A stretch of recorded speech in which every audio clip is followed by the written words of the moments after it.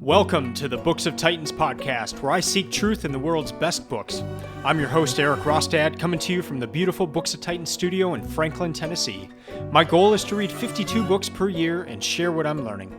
I'll talk a bit about each book, tie ideas together from a variety of genres, and share the one thing I always hope to remember from each book.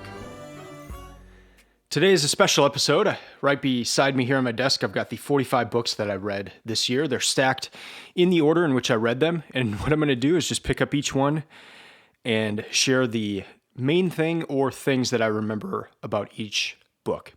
I've not consulted any notes before this, and so I'm going off of memory. And this is a test. This is the test. Because one of the reasons I started this project was to figure out ways to help me remember what I read. And so I have different things in place in terms of how I take notes in a book, underline a book, review it afterwards. Even this podcast is part of this experiment of ways to help me remember what I read. And so this is where the rubber meets the road. This is the end of the year test.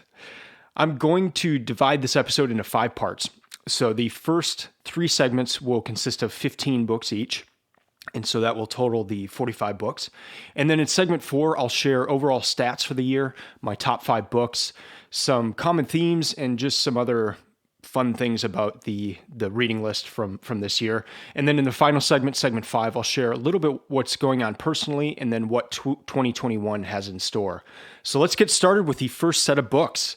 Book number 1 for the year was the Bible. And yes, the Bible. It took me 2 months. It took me 110 hours.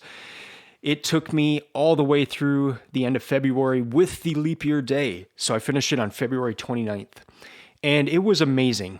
I have never read the Bible straight through. I've done different plans where I'll read the Bible throughout the year.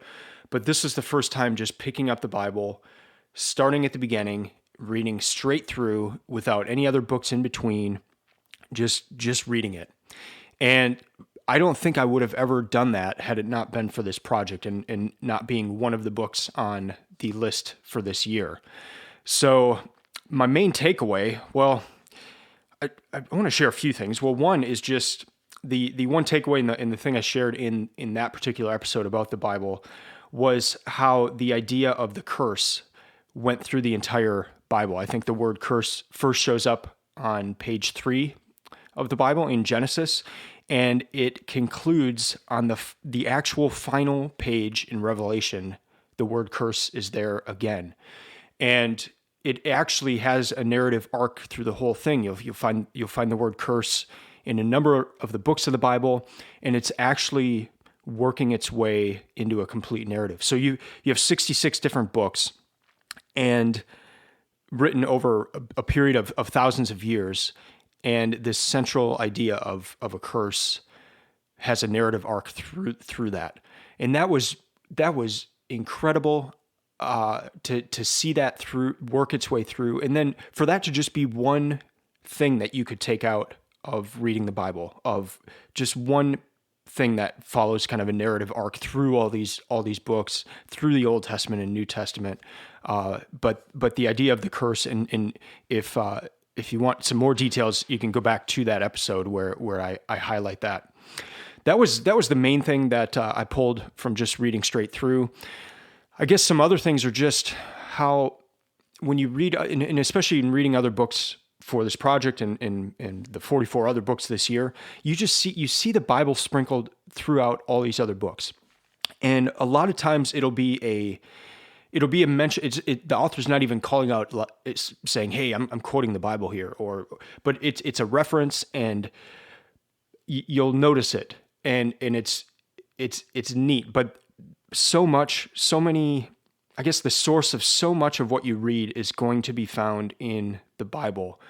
I do encourage you to read it at some point, just straight through. It's going to take a while. It took me 110 hours, but it informs so much of everything else that you're going to be reading.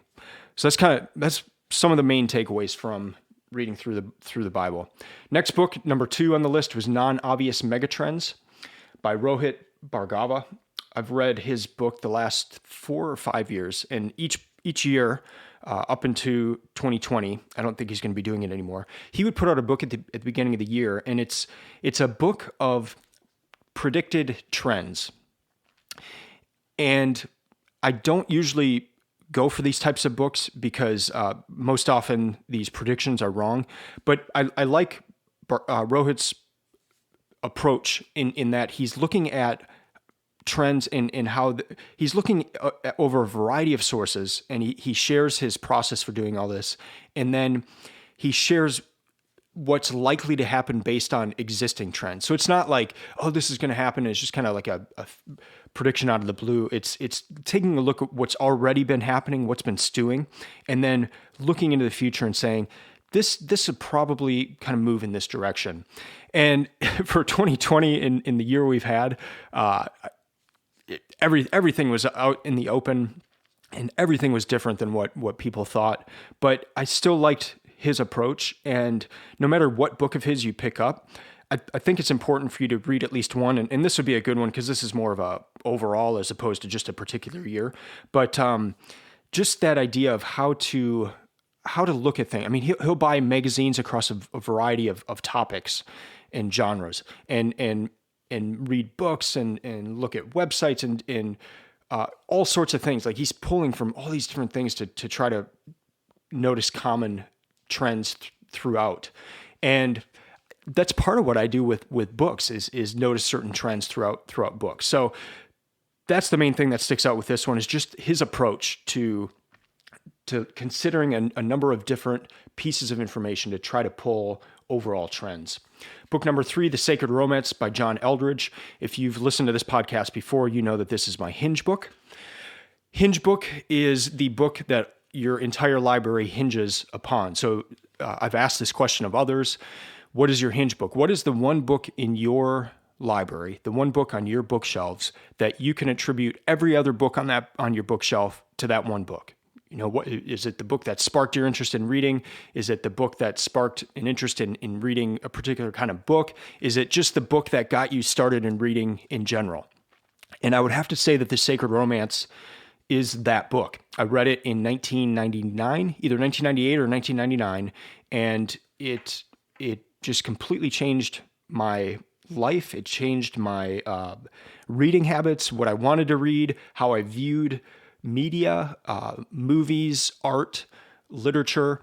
And so I wanted to read it again. I hadn't read it since 1999. I wanted to see if it had as big of an impact, if the ideas were still fresh, or if it was just kind of the right book at the right time in 1999. And so that was, it was part of an experiment to see what would happen. And, you know, it didn't pack the punch it did in 1999. I don't think a book will ever have that same impact as what this one did in setting a certain course for my life. But it was interesting to revisit it, and I'm glad I did so. And so that's the main thing I remember is just the going back to a book that had a tremendous impact, and seeing what if it would do that same thing again. I guess the thing I remember is just the worldview it puts forward as well. And so that's The Sacred Romance by John Eldredge. Book number 4, Teaching a Stone to Talk by Annie Dillard. The thing I remember about this one is just how she would take two ideas or two things that she was observing, maybe the way an animal was moving, and then tie that into something going on in her life. And the way she did that was so beautiful. I want to read more Annie Dillard. This was my first introduction to her, but this book is just kind of a collection of short stories, and the way she would tie stuff together like that was just, it was fascinating. I loved it. Book number 5, Bel Canto by Ann Patchett. Ann Patchett's a local here in Nashville. She owns a bookstore in Nashville, Parnassus Books, and so I've just wanted to read some of her books. And so this is the one I picked up for this year. And my main thing I remember about this one is, well, for grad school, I had to finish my degree by working in another country, and I worked in Peru. And the building I worked in was right next to the Japanese embassy. I mean, it was like a block away.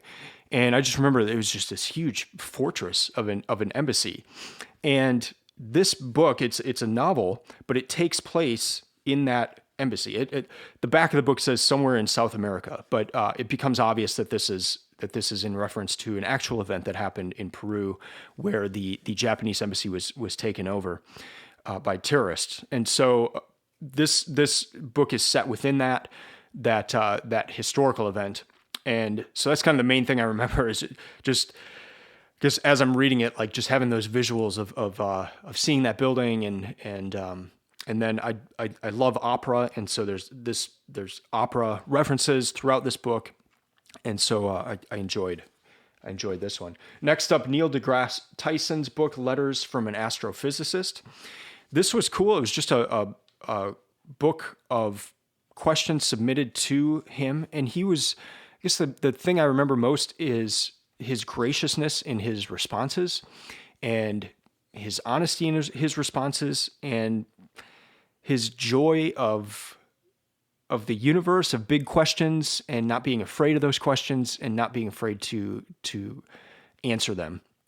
So this was a quick book, but fun in that sense. Next up, The Great Divorce by C.S. Lewis. C.S. Lewis is my favorite author, so I try to have at least one book of his on each year's list. The Great Divorce is about a man getting to some sort of an afterlife or kind of an in-between afterlife. And it's fascinating in the sense of he in this book, he still kind of has a choice of if he's going to go heaven or hell. And the way it's presented, it flips things on its head, and it really makes you think. And it's a unique way of presenting the idea. It's a lot of every moment is contained in this moment type of thinking, of your decisions on a daily basis have eternal implications. And so, but just seeing this in different ways in the book is really fascinating. Number 8, The Power and the Glory by Graham Greene. This is my first book by Graham Greene. Main thing I remember is his style is very much like Hemingway, where it's I called it staccato, and staccato in music is pop, pop, pop, pop, pop, pop, pop. The sentences are short, they're powerful, they pack a punch like Hemingway. And this story takes place in Mexico, and kind of in a similar time frame to Blood Meridian, or at least enough to where I was thinking a lot about Blood Meridian while reading this, and that happened with a few books on this list. I think this one was a few years before where Blood Meridian would have taken place, and this one's about a priest in particular. So just a lot of themes on what it means to be a priest and what it means to be a priest in a society that is against priests, and it is killing priests or trying to get them to not preach. So Graham Greene, The Power and the Glory. I hope to read other Graham Greene books, but this is my first one, and that's my main thing I remember from that. And what's funny is the next book, number 9, Peace Like a River by Leif Enger, is the opposite in terms of style. Leif Enger I describe as legato and just kind of long flowing notes. And so it was funny reading those books back to back, because Graham Greene's was very staccato, bam, bam, bam, bam, bam. Peace Like a River by Leif Enger, just this beautiful prose. It takes place in Minnesota. I grew up in Minnesota, so it's a novel. I could picture a lot of what he was writing about, and it was one of those books where, despite the flaws of one of the main characters, you want to be that. You want to be that man, and so that's one of my main takeaways. Just the beauty of the writing, and then also just wanting to be like the father in the book. I hope to read some other Leif Enger as well. After that, Brave New World, so book number 10, Aldous Huxley. The thing that stuck out to me on this one was just it's a dystopian novel, and it's a dystopian novel that the people in it have placed themselves in, and it's out of seeking after pleasure. So if you contrast that with 1984, where it's kind of this top-down government taking control and it's dystopia because it's just so horrible, Brave New World is more about the people choosing to just entertain themselves endlessly. And there's a pill, soma, where you're just happy all the time. And you just see a lot of parallels. I mean, you can get numb to life by pills and by seeking after entertainment and not actually living life. And what if everyone was going down that path and everyone was just seeking after that pleasure so much that you just get taken over, and it's a pleasure taking over as opposed to a foreign power or a totalitarian government. So it's interesting looking at it in that sense. And then also the parts of so it takes place in what was maybe formerly London or in England, because this is a book in the future, but they travel to America to look at these native tribes, and the people are fascinated by that these people they actually get married, and there's these traditions that they have, and just a really unique way of looking at life and a potential future. Next up, The Orphan Mother by Robert Hicks. Robert Hicks is a local author here in Franklin, Tennessee, and I read his other book last year, and The Widow of the South. And so this is a book that takes place right after that, and so this is a novel, and this is The Orphan Mother is a former slave in the Franklin, Tennessee area who becomes free, and this is that transition, like the wars just happened, the Emancipation Proclamation. So now this woman is free, but she's living in a society that was formerly slave. And it takes place in Franklin, Tennessee, right where I live. So it was neat in that sense of just being able to picture everything going on. But then this transition, like what would that have been like to have been a former slave? So you're around the people that were formerly your owners. You're around a society that in which you were formerly a slave, and now you're free. But that transition, it just really brought to life in a painful way in this novel. But I enjoyed this one. After that was Furious Hours by Casey Koepp. And Furious Hours is a book about a serial killer in Alabama in the 1970s. And what was so the author actually sent me this book, or her publisher did, and I added it to my list. And what was funny is it took place in Alexander City, Alabama. So this is a nonfiction book about true events. And I used to go to Alexander City, because I worked at Russell Corporation.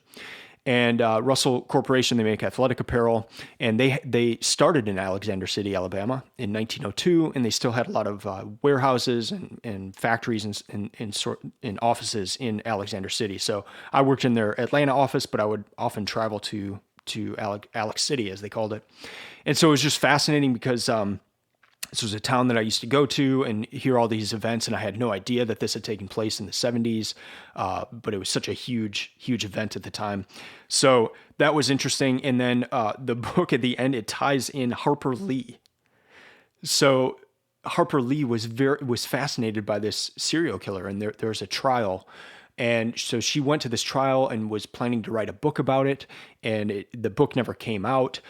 She's friends with Truman Capote at this time. All this stuff I had no idea, and all tied to this story of a serial killer. So fascinating book in a lot of different ways. And yeah, Furious Hours. I'm glad some really good surprises of books have been those that have been sent to me this year. I've got to move over to another list here, or another stack, to pick up the next book, and that was Hamlet. First off, I had to put Hamlet aside for a little bit. I'll get into this in the section where I talk about just personal and things that happened in 2020. But I just did not have the brain power the first time I read Hamlet. I was in the midst of a big job, and when I was trying to read it, I just couldn't keep everything straight. I couldn't keep the character straight. And so I actually had to put this book to the side for a little bit and then come back to it. But I'm glad I did. I saw Hamlet at the Globe Theater in the summer of 2000, and read it for the first time then, and then just read it again for this year. So part of it was that experiment of reading a book I really enjoyed for a second time, and then the other part of it is just it's Hamlet. I mean, it's fascinating. There's so many quotes in there that you remember. So there's kind of the main takeaway reading it again, and just the beauty of that book. After that, Between the World and Me by Ta-Nehisi Coates. What's funny is I had this on my list, and it was a book suggested to me, and I read it and recorded a podcast on it right before right before George Floyd, before the protests and all that this year. And so I did not read it in reaction to that. I did not read it as picking up books on the topic after the fact, but it was one of those books, and this happened a few times this year, where the timing was just incredible. And so this book, he introduced some words and ideas that would just jar you. And that was the thing I remember the most. And just, why is he using that phrase? And it really just makes you think and makes you look at the world in a different way and through his perspective. And it's a letter he wrote to his son about race relations but man, it just helped to make it real and to put it in different terms than what you're used to hearing. And it packed a punch in that sense. It was a short book, but very impactful. Next up after that, Destiny Disrupted by Mir Tamim Ansari. And this is a book, the tagline is A History of the World Through Islamic Eyes. This was one of my favorites for the year. This was incredible because it basically puts forward the history of the world since like 600 AD, but through Islamic eyes, through a Eastern perspective, and especially an Islamic perspective. So events that we in the West see in a particular way, this book would present it in a different way. And it was fascinating. And I think it's very important to read books like that challenge our ways of looking at the world. I always think back to War and Peace, where you're getting the Napoleonic Wars through Russian eyes. You're also getting it through Napoleon's eyes. You're seeing different ways of looking at that war. It's called the Napoleonic Wars, but what's it called in Russia? It's probably not called that. So just looking at history, looking at wars, looking at battles from different perspectives is fascinating. In Destiny Disrupted, I found this to be a very enlightening and helpful book in that sense. So that's the first 15 books. Take a little break here and get into the next 15.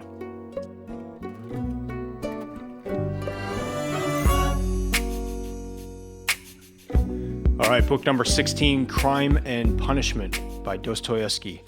This, so I mentioned in the first segment, The Sacred Romance being my hinge book, and that led me to Crime and Punishment. That book was mentioned throughout The Sacred Romance, and so I wanted to read a classic, and I wanted to this is the one that I started with, Crime and Punishment, after reading Sacred Romance. So I read this for the first time in probably 1999. And it had a big impact because I just couldn't believe how amazing the book was, and it got me on the path of wanting to read more of the classics. So again, this was kind of another experiment to see what this book would hold, reading it 20 odd years later. And it was amazing. This is still one of my favorite books, one of my favorite novels. And man, just the description of the the crime. So the Raskolnikov is the protagonist, and he thinks he can murder without any ramifications on his life. I mean, he thinks he can get away with murder. And the book is an exploration of that question. Can you? Not just by the law. He knew that he could get away with it from the law, but inside, looking at yourself in the mirror, can you get away with murder inside your head? And so the book is an exploration of that question, and it's a brilliant exploration of that question. So Crime and Punishment, great one of my favorites for the year. Next up, number 17, The Highlander's Last Song by George MacDonald. George MacDonald is a Scottish author from the 1800s, and he is my wife's favorite author, so I try to have one book by him per year. He's also a huge influence on people like Neil Gaiman, C.S. Lewis, and J.R.R. Tolkien. So this is a novel that takes place around the time of the clearances, which in British history is when England removed a lot of the Highlanders Scottish Highlanders from the north of Scotland. And in many ways, it was just to clear land so that rich people from England could go up there and hunt. And, having these people on the hunting grounds was troublesome, so they were just removed. And a lot of people died that way. A lot of people emigrated to either Ireland or the United States or Canada during this time. But this novel is about one particular group of people, and the chief, the person in charge of that group. And it's one of those books, kind of like Leif Enger's book, where you want to be the protagonist. He's such a man of character and honor that you want to be him, and you don't see him in a good light all the time. I mean, he's having to deal with just tremendously hard things, but the way he goes about it, it's one of those books where, Crime and Punishment, you do not want to be the protagonist. It's a very troubled man, troubled life. But The Highlander's Last Song, it's just a beautiful book, and one where you want to be that person. Next up, Range, book 18 by David Epstein, Why Generalists Triumph in a Specialized World. This, I liked this one, and I liked it. The one main thing that I remember from it is that he calls the world a wicked world. And by wicked, he means that you're never going to have enough information for a given situation. And this comes up all the times in other books, especially history books that I've read for this project. When people are making decisions, it's not, oh, this was clear. I had 100% certainty that this was the right answer. So sometimes you have 50%, sometimes 80, sometimes 20, and people are making just big decisions in those kind of situations. So one of the questions David Epstein asks in this book is, in that type of situation, is it better to be a specialist or a generalist? Is it better to just have all of the knowledge ever about one particular topic, or is it better to have dipped your toe in a wide variety of fields and gather information from a wide variety and make connections from those varieties of topics, kind of similar to the what I was mentioning in the first section, the first set of books of, that was non-obvious megatrends, where he's taking all these different sources and pulling main topics and themes from that. So it's kind of that idea, and obviously from the title of the book, Range, you come to understand that generalists do triumph in the specialized world. So a good book in that sense, and I kind of thought going into it, I knew what he was going to say, but there were some nice surprises and bits of wisdom in that book. After that, book 19, The Great Gatsby by Fitzgerald. Had to read this in high school, so this was another book on the list this year as part of that experiment to see if books that I read in the past, if they would have a different meaning reading them 20 years later. Great Gatsby, I hated it in high school. Hated it. Had to read it, was forced to read it, hated it. This time around, it made my top 5. I loved it. It was incredible. And I don't know why they have kids read this book, because I think to a certain degree, you need to have some life experience to understand this book. To me, this year, this book, I turned 40 this year. This book was about nostalgia. This book was about a Gatsby who is seeking after the past with full force. And how he's seeking after the past is in a woman. He wants this woman. He loved her in the past, but there's a problem. She's married now. So his whole life is about trying to get this woman back, and this nostalgia and seeking after this. And you see the devastation that brings. So you could read a book, maybe a nonfiction book, on how, nostalgia is good in some senses, but it's bad in others. And, you shouldn't pine after what's in the past and all that. You could read a paragraph of something that says that, or you could read this book and you could see the utter devastation that it brings. You could see the good parts of nostalgia, but you could see the bad parts as well. And the bad parts are just tremendously bad. And that was my main takeaway from reading The Great Gatsby this year. But yeah, like I said, first time reading it 20 plus years ago, hating it, and now it becoming one of my favorite books for the year. After that, the Aeneid by Virgil. I try to read a few classics each year, and this is one of the classics I had, obviously other than the Bible. So this was book 20. I loved it. I mean, this was incredible. It's the story of the founding of Rome. And so if you're going to read three classics, you would perhaps start with the Iliad, and then go to the Odyssey, and then read the Aeneid. What's neat about the Aeneid is it's about a lot of the same gods as are in Iliad and Odyssey, but it's from the Latin side as opposed to the Greek side. So some of the gods' names are different. And in the version of the book I had, it had a glossary of the gods and their different names and all that. And so this book just became a joy, where you're coming across a god, you go to the reference in the back, you see what that god's name is in Greek, and just, it's such a fun book. It's such a fun story, a lot of tragedy, but just a lot of just great scenes. I mean, just epic scenes.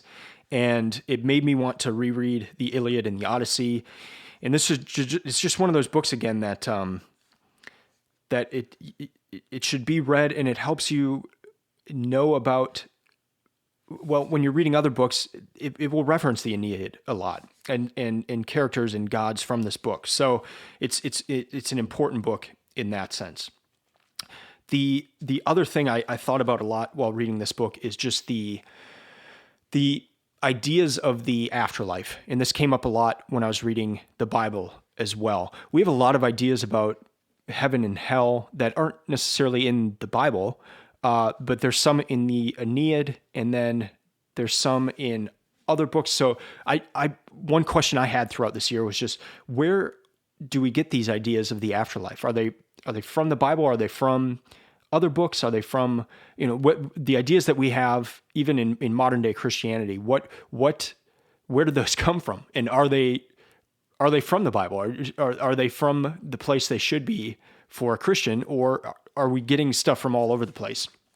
And there's a book that I'm going to put on my 2022 reading list that addresses that issue of the ideas of heaven and hell, and how they've come about through the ages. So I'm looking forward to that one. But just through some of the books that I read this year, that's just kind of a question that came up that I want to explore deeper. Book 21, And Then There Were None by Agatha Christie. I try to have one Agatha Christie book each year. And if you're new to reading, or you're wanting to get into reading, these are great books because they're short, and they help you build your reading comprehension, because it's a murder mystery, each of her books. And so you have to pay very close attention. And so I find myself taking a lot of notes, underlining a lot. Every time a character comes up, I'll write them in the back, write notes about them, because I'm trying to solve the murder as she is writing about it. And you have to pay very close attention in order to do that. So the thing I remember most about this book is that I had no idea who was the killer, and so I was surprised at the end. I usually am surprised in her books, and then just that other piece of it being a great book to test and hone your reading comprehension skills. After that, book 22, Permanent Record by Edward Snowden. I am sympathetic to Snowden. I think he did an important thing in what he released.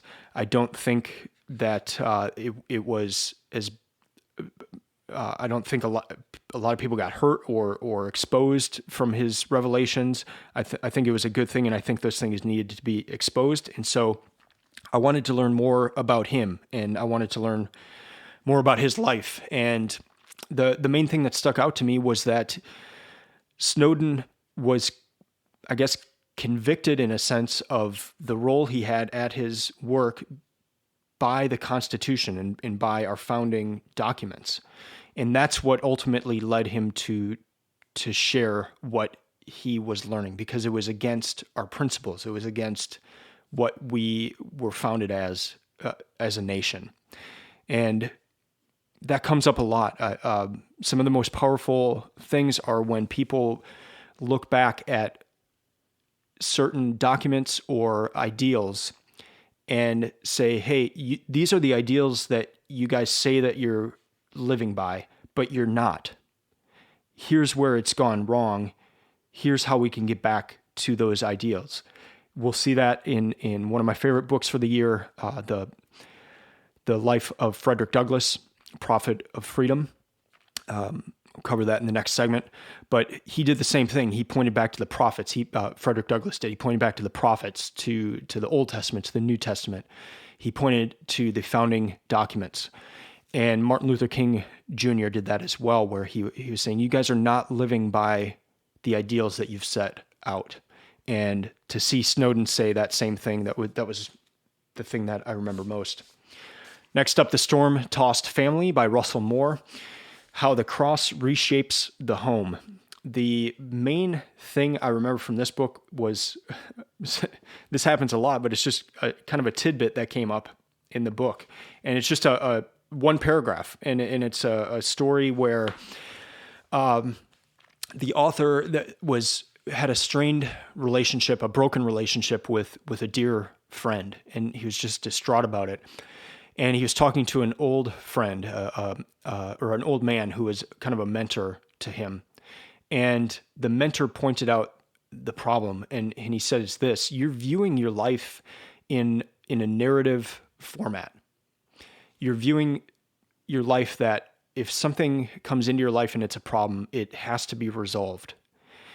And sometimes that's not going to happen.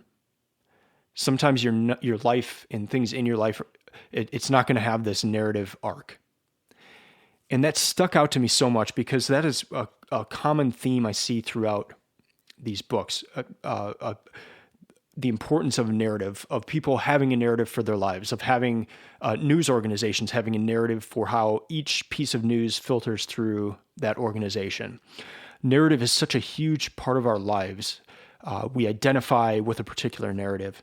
And so subconsciously, we're thinking, as things come into our lives, they need to have that same narrative arc. They need to have, if there's a problem with somebody or a problem in our life, it needs to be resolved. And if you're like me, it needs to be resolved quickly and fast. And that's just not how life works. And so that one paragraph, that one part of this book, it's something that stuck out to me and freed me in a lot of ways, in the sense of, not everything is going to have a nice, tidy ending, and that's okay.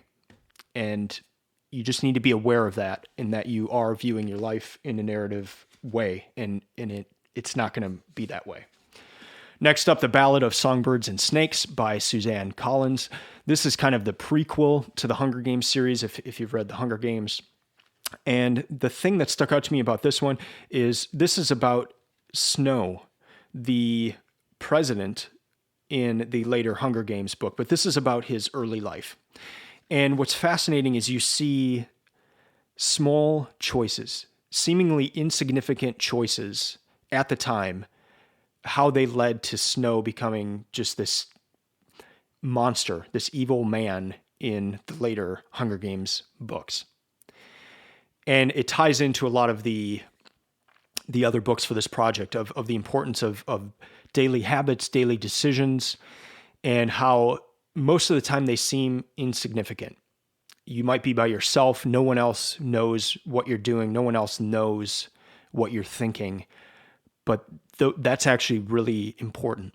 And how you handle that, how you deal with that, how you behave by yourself in your own mind has ramifications, and it's leading you one way or another in your life. And so to see that played out in this person's life was really interesting. Because in the later Hunger Games books, you see how that played out and how that impacted an entire country. Next up, The Romanovs by Simon Sebag Montefiore. This is my second book by this author. The first one I read was Jerusalem. Fascinating book. I read that in 2018 for this project. The Romanovs. I did not know a single thing about the Romanovs, and this was so fascinating. I just ate this book up. I loved it, and it's a fascinating history. It's 1613 through 1918, right up to when the communists took over Russia. And the history is just fascinating history, and not knowing a lot about it, I loved this book. It was one of my favorites for the year. I guess the thing that sticks out the most is just the tragedy of the final Tsar, of the scene of their execution. I mean, the whole family executed, and man, it was hard to read, but a very important book. After that, Anti-Fragile by Nassim Nicholas Taleb. This is my favorite book by him. This is the fourth one I've read by him for this project, and this one is an important book. I would say this is one that will help you read a number of the other books, and the ideas here are very important. The main idea of the book, Anti-Fragile, is that we're not fragile, but we're not robust either. So if you think about it in the sense of a package you're sending, you might write fragile on the package because there's glass inside of it or something. So what's the opposite of that? And it would be robust, right? Where it wouldn't break. But that's not robust. The opposite of fragile would actually be anti-fragile, because the opposite of being so careful with something that if you slightly drop it, it might break. The opposite of that would be you could throw it against the wall and it might get hurt, but it'll be okay. And he says people are that way as well. We're not fragile, and if you treat people as fragile, there'll be bad ramifications for that. But people are also not fully robust. They're anti-fragile, and they grow with pain. And you can see this every time you go to the gym. You're going to be sore after the day you go to the gym, but your muscles are actually breaking, but then rebuilding and coming back stronger. And that's the way people are. And really important book and really important ideas. You'll see these ideas pop up in a number of other books as well. The anti-fragile idea was a big part of the book that I read last year, The Coddling of the American Mind, that they bring the idea of anti-fragility up. So one of those books that will inform a lot of other books that you read. After that, News of the World by Paulette Giles. And I see that this is now a movie with Tom Hanks. The main thing I remember about this one is kind of like The Power and the Glory, where it actually it brought that part of that world of where Blood Meridian kind of starts to take place, because it takes place in Texas. It takes place in the late 1800s, and it's still where there are many fights between the people in Texas and the Indians, the Indian tribes, and in fact, the Indian tribes kidnap a child in this book, and then that child is released, and it's a man who goes around sharing news of the world, and he takes this girl back to her family. That's another fascinating piece of the book, is just news of the world. Back in that time, there would have been a traveling newsman who would have gotten newspapers from around the world, and then he would have just gone town to town to read what was actually happening. So just a lot different than our Twitterverse these days. After that, The Quick Adios by Tom Corcoran. He is an author in Key West, and I met him in a local bookstore here in Franklin, Tennessee. He was in town, and I told him I would read one of his books. So this was just a fun summer reading murder mystery that takes place in Key West. Tom Corcoran is a friend of Jimmy Buffett's, and used to be a photographer for him. Actually co-wrote a few songs with him as well. So this was a fun book that takes place in Key West. Next up, The Handmaid's Tale by Margaret Atwood, and another dystopian novel, but a unique one in the sense that it's dystopian in the sense of a kind of an ultra-orthodox, ultra-religious group taking power. And so another just kind of a neat way of considering the future, considering a dystopian future, but from that vantage. After that, in the final book for this segment, Struck by Russ Ramsey. Russ Ramsey is my pastor, and this is the book about him and his heart defect, that he got a bacterial infection in his heart, and it nearly killed him. He had to have an immediate surgery, and so it's reflections on that. It's reflections on death. He had to create a will and all that. He wasn't sure that he would make it through that and through this, and he did. But it's kind of like C.S. Lewis's A Grief Observed, but with this heart thing. And what's fascinating is Russ recently adopted a child who has a heart defect, and while I was reading this book, that child was in surgery, getting help for the heart. So it's just fascinating to read that the father, a book by the father, and then while I'm reading it, his own son is going through the same or a similar situation with his heart. So, but a powerful book in that sense of just reflecting on what you're going, kind of the stages of grief and all that while he's going through this problem with it.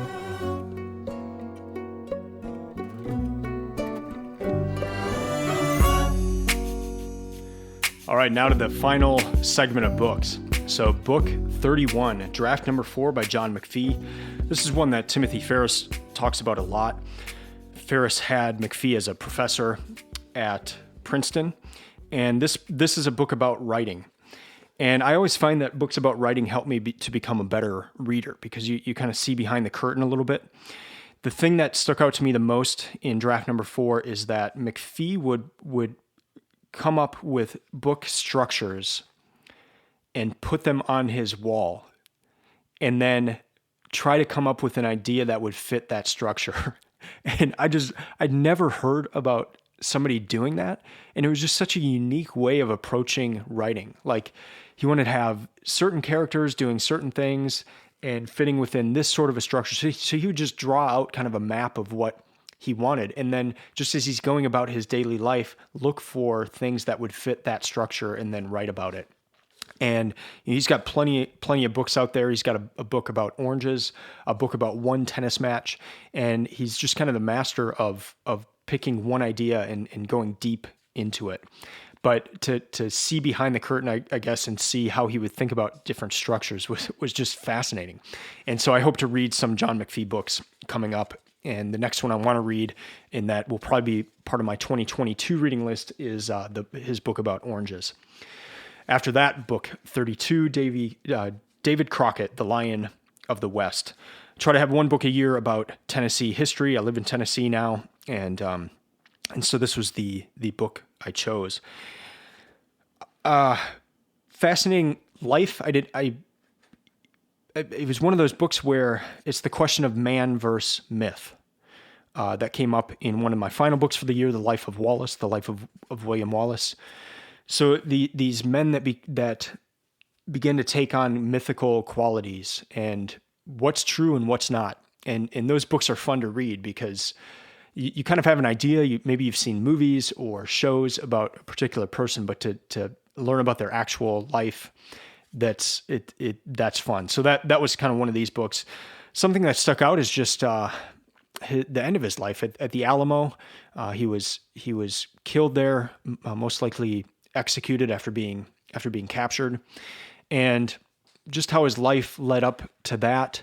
It was kind of a sad family life, and just sad life in general. He's being celebrated around the world in different plays and stuff like that. And while that's happening, he's at home by himself, miserable. And I guess just that man versus myth thing and seeing what actually happened is really fascinating. After that, Glory and Honor, a book about Bach by Gregory Wilbur. Gregory Wilbur is a local author. I met him a few years last year, actually, 2019, and he has the library of libraries. He's got an office which it's just wall-to-wall bookshelves. Some of the bookshelves actually jut out of the wall. He has so many, and it was just I met with him one time in his office and just kind of asked him about different books, and it was awesome. But he's written a book about Bach, and so I don't recall anything in particular about this book other than just the man's entire life and the full work that he put out.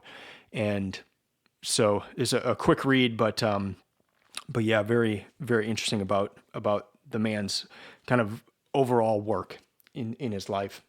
After that, I switched things up. These were books that were not a part of my original reading list.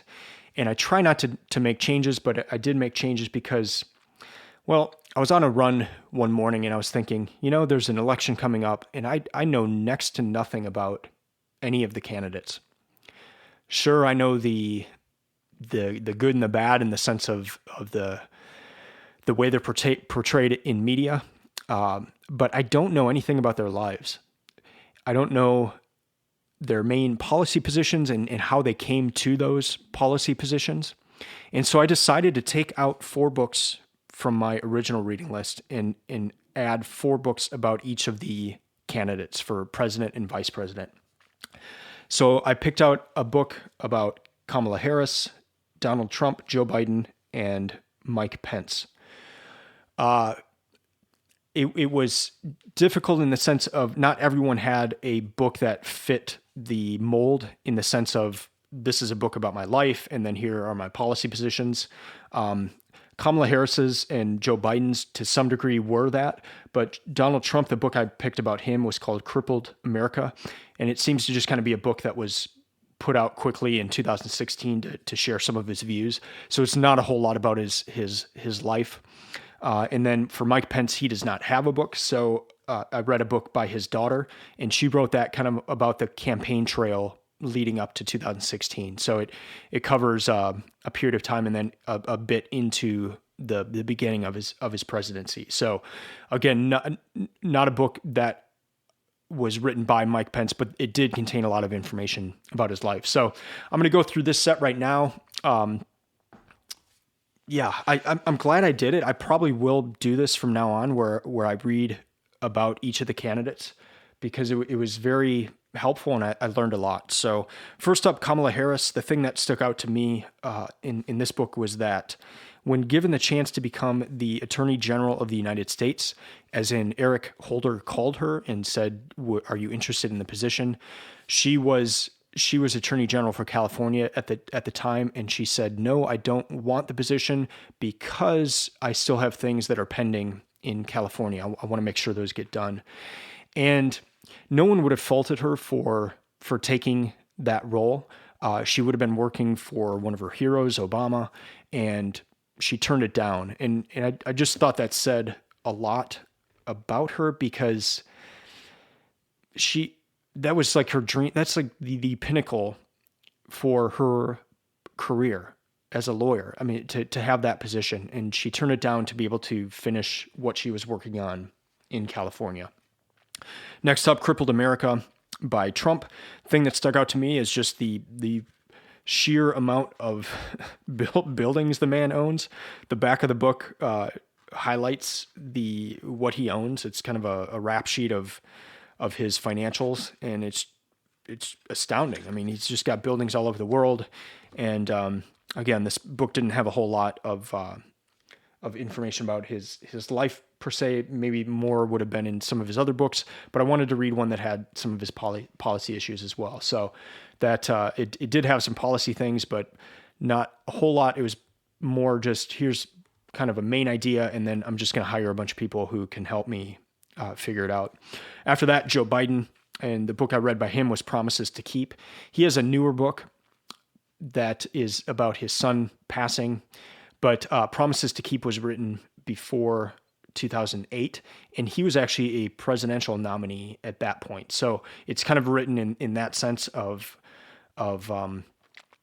so it was a good book in that way of learning about his life, but then also about his policy positions.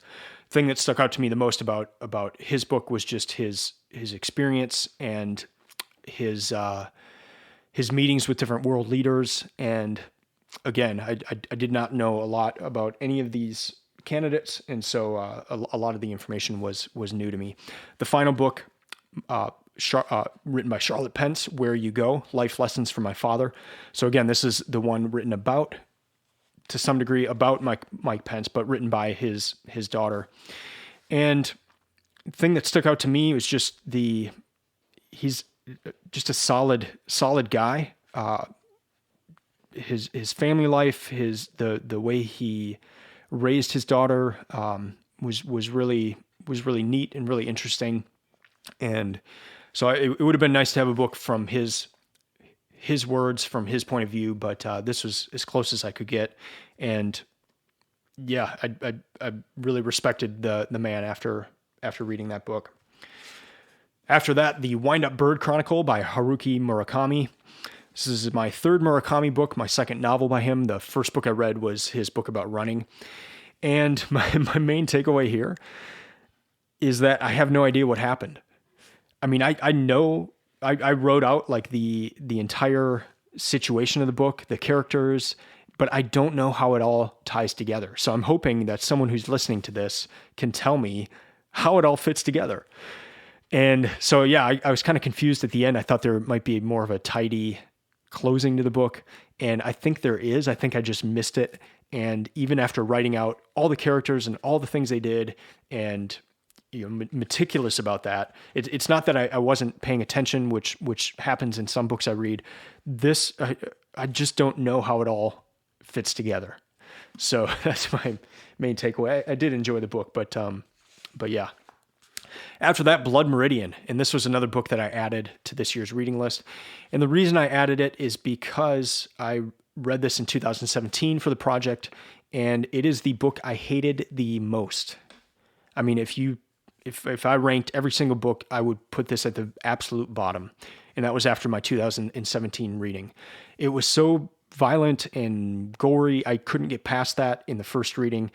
And another reason is the podcast episode that we did for Blood Meridian gets just the worst feedback because we didn't really cover the book. We just shared how much we hated the book. Jason and I did. And so I didn't think that was fair.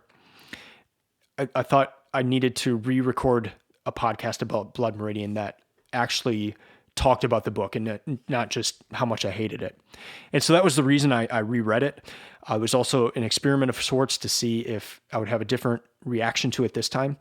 And I did. And I was really surprised. I went from kind of a 1-star rating for the book to a 4-star rating. And I appreciated it a lot more. I think the shock of the violence wasn't as strong this time. And so I was able to see some things that he was doing. And the thing that stuck out to me the most this time was how Cormac McCarthy would have different events happen that were slightly different, and they would happen in different parts of the book, but they informed each other. So one might be a story that the judge just says as kind of a random story, and you're like, why did he just say that? What's the meaning of that? But then something will happen later on that actually happens to the main character in the book, the kid, and you're like, oh, that's very similar to what the judge said before, but the judge's story had more details, and some things were left out in the kid's version of the story. So maybe if we combine those two things, we get a fuller picture of what's actually happening here. And that happens throughout this book. And that's the thing that stuck out to me. And it helped. It helped. I thought about the Bible a lot when reading Blood Meridian, because what if you read the Bible like that too, of looking at one part and saying, okay, this is maybe part of the story, and then I get another part of it here, and I combine it. And that's kind of how I was approaching the Bible when I read it. I just read it straight through, and I wasn't consulting outside sources. If I had a question, I just wrote the question in the side of the book. And so what Blood Meridian did this time, reading it through, was help me to become a better reader, in that sense of looking at different pieces of a book almost as a puzzle and remembering them, and then tying that in to how it comes up later in the book. So I'm glad I reread it. I did 2 episodes on it this time. If you're interested in learning more, one where I just did a solo episode, and then another where Jason and I discussed the book. So yeah, that kind of blew me away. I was not expecting to actually enjoy it this time. Next up, Frederick Douglass, Prophet of Freedom. This is in my top 5 for the year. Phenomenal book. But as I stated in that episode, even though the book won a Pulitzer, you don't come away thinking, oh, wow, this author is phenomenal. You come away thinking, oh, wow, Frederick Douglass is a phenomenal man. And, oh, man, I just kind of fell in love with Frederick Douglass. And I read the narrative of the life of Frederick Douglass last year, and that caused me to have interest in reading more about him. And so this seemed like the best book to do that. And it was fascinating. It kind of took off where narrative ended, so you get a fuller picture of the man's life. And it was just fascinating. There's so much that stuck out to me, but one of the main things was his meetings with Abraham Lincoln. So Frederick Douglass grows up as a slave, just degraded his whole life by different people, beaten as a slave, just horrible things. He escapes slavery, and Abraham Lincoln invites him to the White House and is interested in what he says and wants to know what he thinks and calls him a dear friend. Just that shift in the man's life is incredible. Just amazing. After that, Where the Crawdads Sing by Delia Owens. And this is a novel, a popular one, a recent popular one. And I enjoyed it. You get sucked into the world. It takes place in North Carolina, and you feel that you're there. And so the author has a background in zoology, and she studied animal behavior. And so that comes through very strong in the book. But one of my main takeaways, and I feel bad for saying this in a way, because it's kind of like that, the Storm-Tossed Family, where it was like one paragraph that stuck out to me in the book. This was like a reference to one person that didn't even really have anything to do with the book, but it was a reference to an opera singer from the 1930s or 40s. And I started listening to that opera singer after reading this book. And the reason that's important, if you listen to the podcast, some of the previous episodes, I mentioned that I was thinking for 2021 of building a reading list based on a travel chest I got that contains everything about a woman's life who lived from 1900 to 1999. And she was an opera singer, and she traveled around Europe. She was in Germany she was in Germany in the late 30s, singing opera. She was all over Europe, in New York. But it's everything about this woman's life, and she does not exist online. Like, you cannot find anything about her online, but I have this travel chest with every detail of her life, her passports, her diaries, her journals, her calendar, the programs of where she sang. And so in Where the Crawdads Sing, coming across this reference to another opera singer who would have been a contemporary of this woman just kind of got me interested. And I do plan to go through that travel chest at some point, but now I kind of have a reference of seeing, maybe did this woman know this opera singer that was referenced in Where the Crawdads Sing. So again, kind of feel bad for that being a main thing I remember, because it's a beautiful novel and a great story, but one of those things that just kind of sparks an idea that you have in your head and causes you to go down a certain path. So I'll probably be exploring that a little more. After that, Survivor's Obligation by Joel Thor-Neeb and Chris Strickland. Joel, I've connected with him on Instagram over the past 3 years, and he lives in Atlanta. He was a former fighter pilot, and he got cancer the same time period as his son was having major health issues. And then Chris Strickland was a pilot with the Blue Angels, and he's a survivor in that his plane crashed. He got out right before it crashed. I mean, milliseconds before it crashed. And so this book is by both of them, and it's a description of, now that we've survived, what is our obligation? How does that change how we live? And what's fascinating is that so many ideas that come through in a lot of the books I've read for this project are encapsulated in this book. The importance of time, the importance of training your mind for when bad things happen, the importance of daily habits, of how to get through a tragedy. Just so many ideas are in this short book. And so I really enjoyed it in that sense. And then my uncle's a pilot, and so just a lot of even the planes they trained on, the T-38s and that kind of thing, just kind of got geeked out on a lot of those descriptions. So Survivor's Obligation, Navigating an Intentional Life. After that, book 43, Life of Wallace by James Patterson. And no, not that James Patterson. This is a James Patterson from the 1800s in Scotland. And I picked up this book in Edinburgh at a used bookstore, the Gently Mad bookstore. I picked it up a couple of years ago in 2018, and it was published in 1898, and there is a sticker in the front of the book for Springburn School Board, Albert Evening Continuation School, session 1898 to 1899. This book was a prize awarded to one James Henderson for complete attendance and good conduct, 8th of March, 1899. So I just found that fascinating. This book was given to a student for complete attendance and good conduct. But I wanted to know, so this is a book about William Wallace. I wanted to know what was known about his life in the late 1800s. We obviously have the Braveheart movie to go by now, but I wanted to know what they were thinking then. And what's great about this book is it pulls from Blind Harry's account of William Wallace, which Blind Harry was a poet, and he wrote a poem where pretty much everything we know about William Wallace is in that poem, other than the historical records. But Blind Harry lived 170, or he wrote the book 172 years after Wallace was dead. So again, it kind of goes back to that,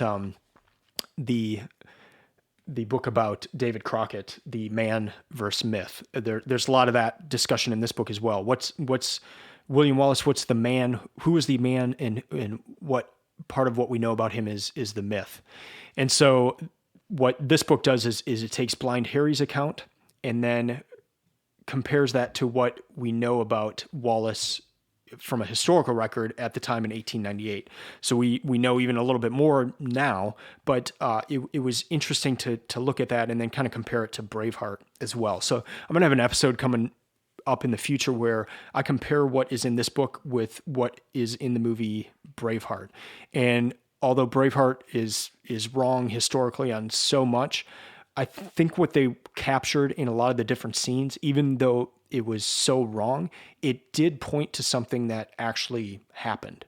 And so I'm going to go through that in that episode. That'll probably be coming up in January or February of next year. But that's kind of my main takeaway of Wallace. One thing that stands out is they say when he was executed in London, he asked for the Psalter book to be placed in front of his face. And so he was looking at that. It was a book given to him by his mother. And he was looking at that the entire time during his execution. After that, Our Hope by Dmitry Dudko, Father Dmitry Dudko. He was a priest in the Russian Orthodox Church in Soviet Russia. So you can imagine that not being a very pleasant experience. And in fact, he was put into a gulag for 8.5 years in Siberia. And this book is after that. It's when he's a priest and he starts getting questions from his parishioners. And instead of just answering the questions to the individuals, he's realizing that, a lot of other people have these same questions. So he starts addressing the questions during the services, the church services. And so this book is a collection of those discussions. It's a collection of these questions and answers. And what I've found in this reading project is some of the best books are written by those who have suffered the most. I mean, you think Man's Search for Meaning, some of the books about war where people have suffered as prisoners of war or as soldiers. You get lessons from suffering that the average person may never get, or would just take so many years to get those same lessons. It's kind of compacted in a short period of suffering. So that's one thing that stuck out in Our Hope. The other thing is that he was put into the gulag by the communists. And yet his main beef is, and the main thing he calls out as the problem is atheism. And I just found that fascinating. I think part of it was political, just so he wouldn't get in trouble. But I think the other side of it is he identified a bigger problem than communism, and maybe even the source of the problems of communism is its basis in atheism. And so that was fascinating. I will cover this book in an upcoming episode, and I'm actually planning to have someone on the episode whose parents knew this priest in Russia, and so might be able to get kind of a deeper knowledge of this man's life. But that was a fascinating book, and if you're a pastor, I think this would be an excellent book for you to read. The final book for the year was Mouse. This is a comic book, but it is a comic written about the World War II, but from the vantage point of Jewish persecution, a Jewish family in Poland, and their struggles through the Holocaust. But it's written from the point of view of the Jews are mice in this book, and the Nazis are cats. And so it's a comic, but it just kind of takes you out of a regular book about World War II, and it was fascinating and just a different way of portraying it through comics, through these drawings.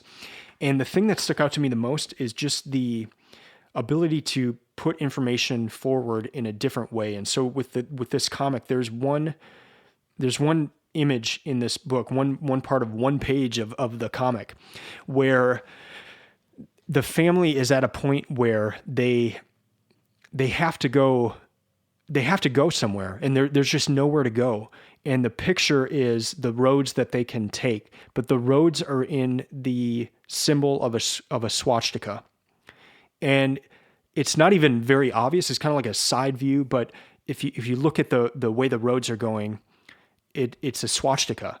And so it just kind of puts into it gives a picture of the impossibility of the situation. Any road that these people took, trying to get out of Poland or get out of areas where the Jews were being sent to the prison camps, to Auschwitz, any road you took was along this swastika, it was just an impossible situation. And just seeing that picture of it, even though it's a cartoon, it popped something in your head of like just the impossibility of the situation. So it's one of those things, the ways you can communicate with different mediums. It made me want to read other comics or other books in this format, because there's things you can do that you can't do in just a regular book. I mean, you could describe how impossible the situation is, but seeing that one image just really, I guess, put it into perspective. So that closes out the 45 books. In the next section, I'll go through some stats and my top 5 books for the year.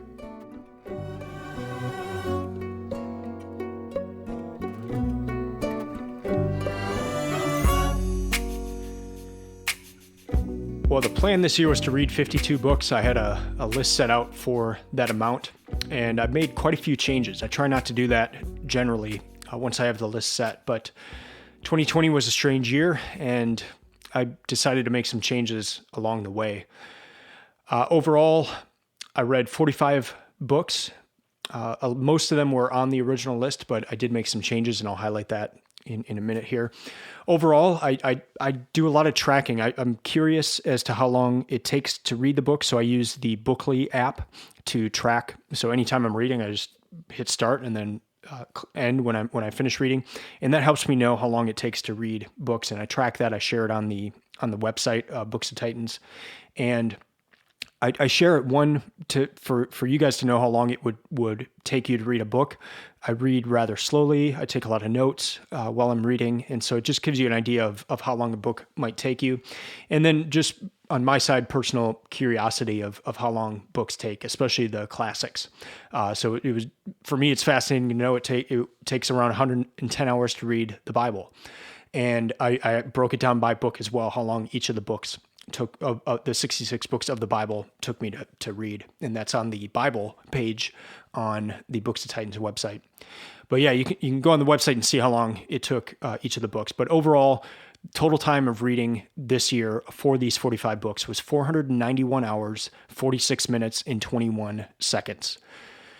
That was 15,039 pages.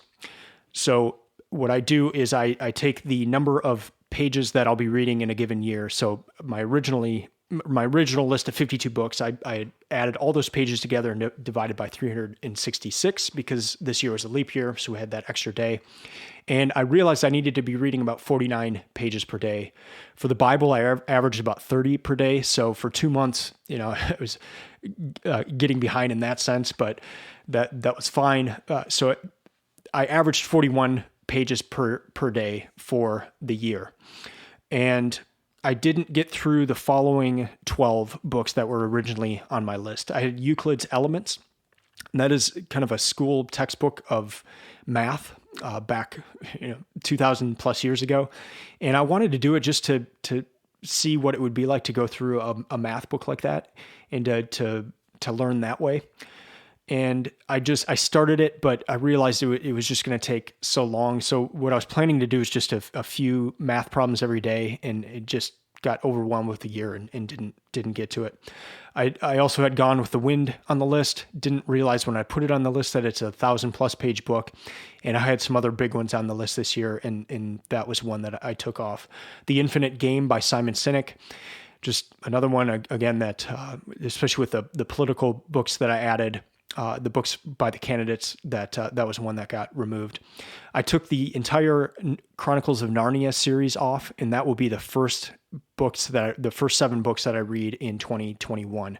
My 2021 reading list is all based on series of books, and so it fit in with that series. And then I read 45 books out of the 52, so there's 7 missing.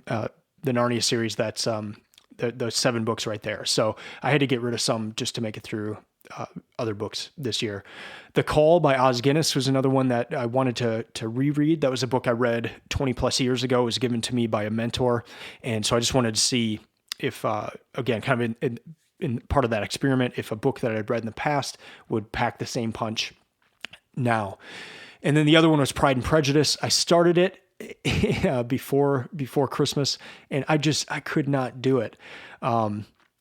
There's just, with all the characters, and I was taking notes. I read the first 30 pages and I had to start again with the first 30 pages. And I decided to put it down. I was planning to get to it again later this year, but I just couldn't do it. And a lot of that was just a crazy year with work, and I just didn't have the brain power to dedicate to Pride and Prejudice, and I didn't just want to blow through the book. So that one was taken off the list. Maybe that will join another year's list. I added in the following books, the 4 books by the candidates, Blood Meridian, and then Our Hope, that book I read towards the end of the year by the Russian Orthodox priest. That was a book that was given to me as a gift for my birthday this year. And as I was nearing the end of the year, it was one that I wanted to read. And so I added that in, kind of a last minute thing. For my top 5 books, here they are in order. The Bible was number 1. Number 2, The Great Gatsby. Number 3, Crime and Punishment. Number 4, Anti-Fragile. And number 5, Frederick Douglass, Prophet of Freedom. I view this reading project as an experiment, so I'm constantly trying new things. So here are a few ways that I experimented in 2020. I reread books. I reread books that had a huge impact on my life, and most of the books I reread, I had not read for 20 or more years. And so that was interesting, just seeing the difference in what a book did previous in my life and what it did now, and some I liked better this time, some I didn't like as much, but just rereading books, and even rereading Blood Meridian, which I read 3 years ago, and the difference in experience between those readings was really fascinating. I experimented with reading the political books. I try to stay away from political books. I try to stay away from books that are recent books, and I try to stay away from books that are written by the person about themselves, because there could be some bias in that. But I broke all those rules because I wanted to know more about the candidates. And despite the problems with those types of books, I'm glad I did it, and I probably will do that in the future, anytime there's a major election. I experimented with the comic book for Mouse. Not into comics, never was as a kid. And this is not a comic in the sense of like Calvin and Hobbes or something like this.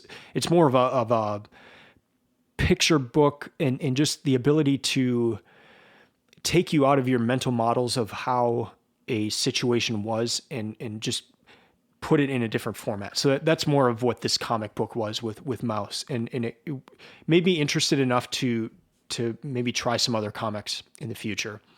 And then the other experiment was that Elements book by Euclid, and I ended up not getting through it, but I was wanting to experiment in the sense of doing a school book, and for 2 purposes. One is just I'm not that good at math, so maybe going back and getting kind of the elements of geometry, maybe that would help me in other areas, and then also just for my own daughters to see what it would be like to go through one of these ancient texts of math, of geometry, and see if that would be a good way to learn, as opposed to going through a modern day textbook, something to that effect.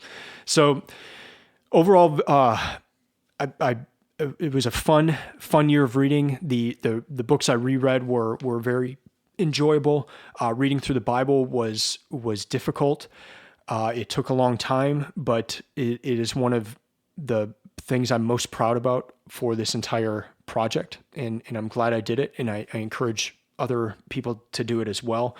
You can read the Bible through a whole year, like I had done in the past, but when you read it all together like that, it's a much different experience, and you can tie more things together because you've just read it. You've read one part that connects to another part. Jordan Peterson calls the Bible the most hyperlinked text in the world. There's 60,000 plus connection points between the Bible, despite it being written thousands of years apart and all that. So it's a fascinating book, and if just at a basic level as a reader, it's one that you need to have in your arsenal to understand so many other books. So it's a good one to read. Next segment, I'll just cover a few personal updates and going into 2021, my reading list.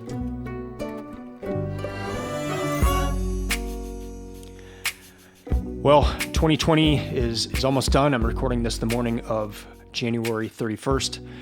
It was a very tough year. I'm sure you guys all experienced things you never thought you would experience. And so just wanted to share a few things from my side and kind of how it relates to this reading project.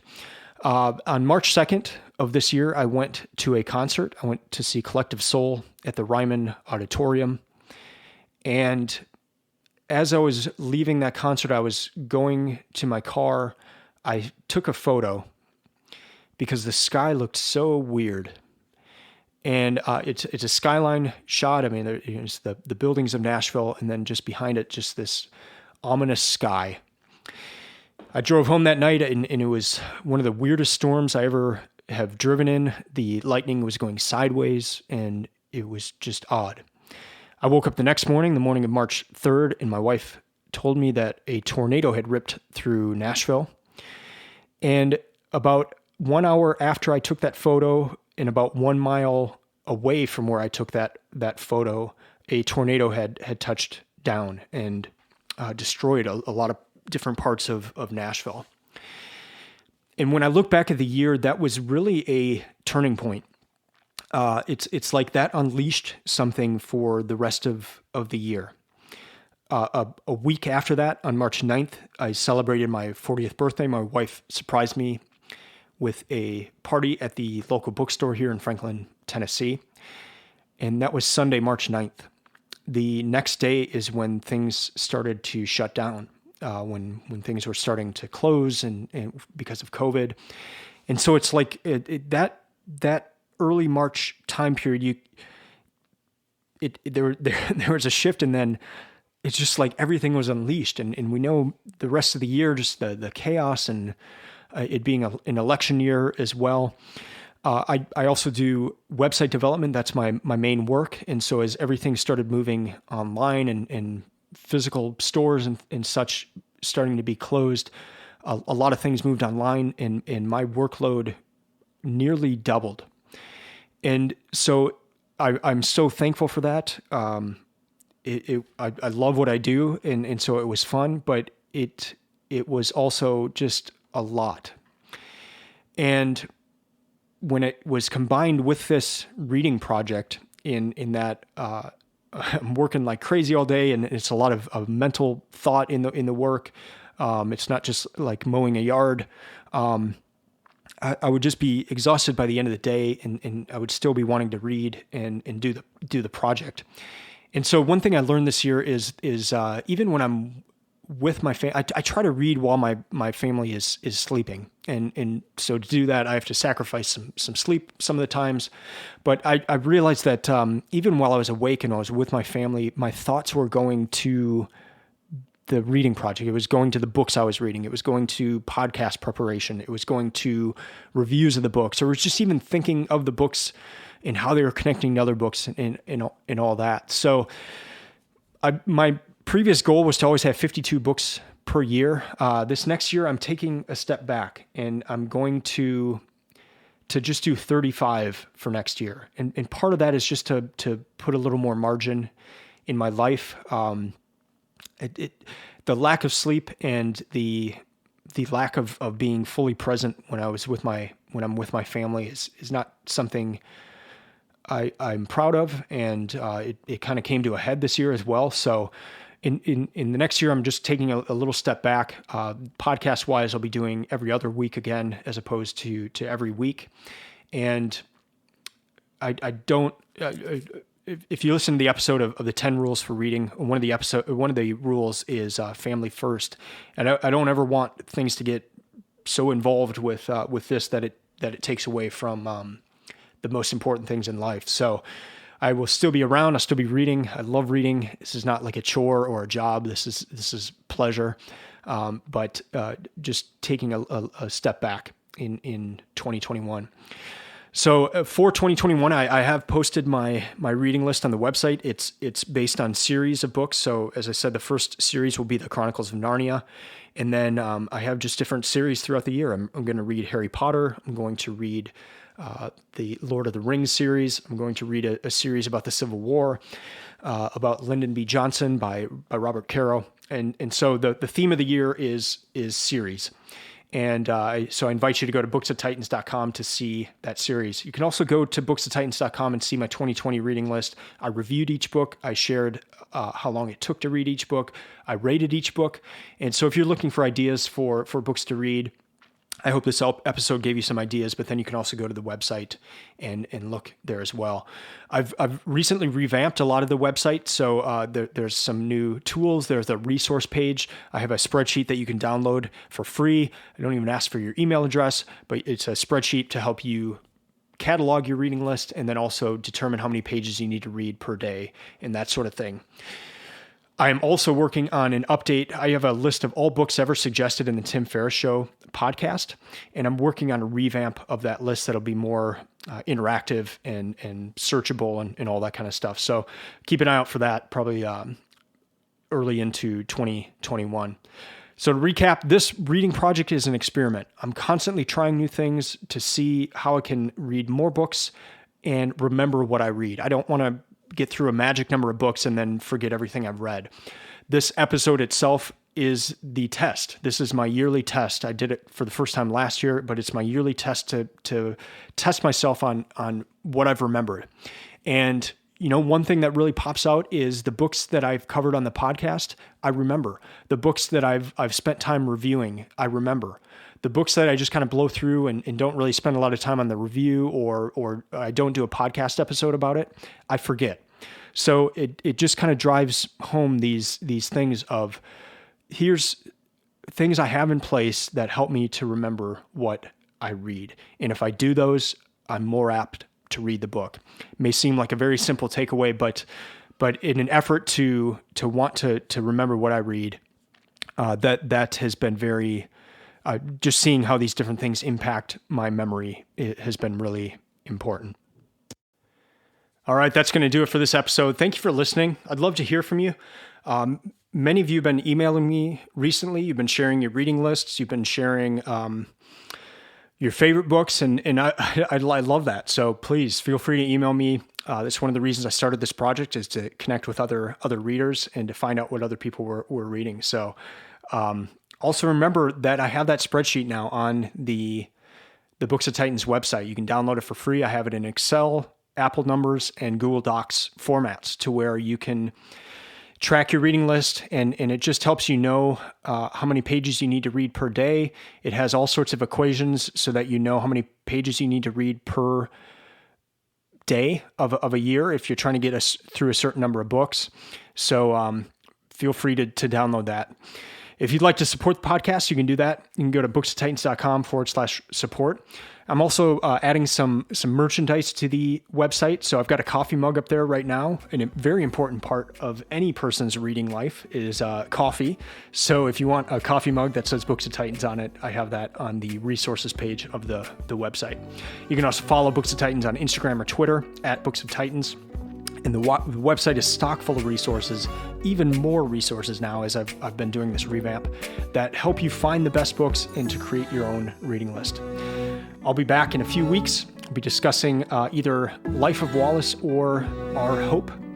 And until then, keep reading, keep learning, and keep listening. I'm out.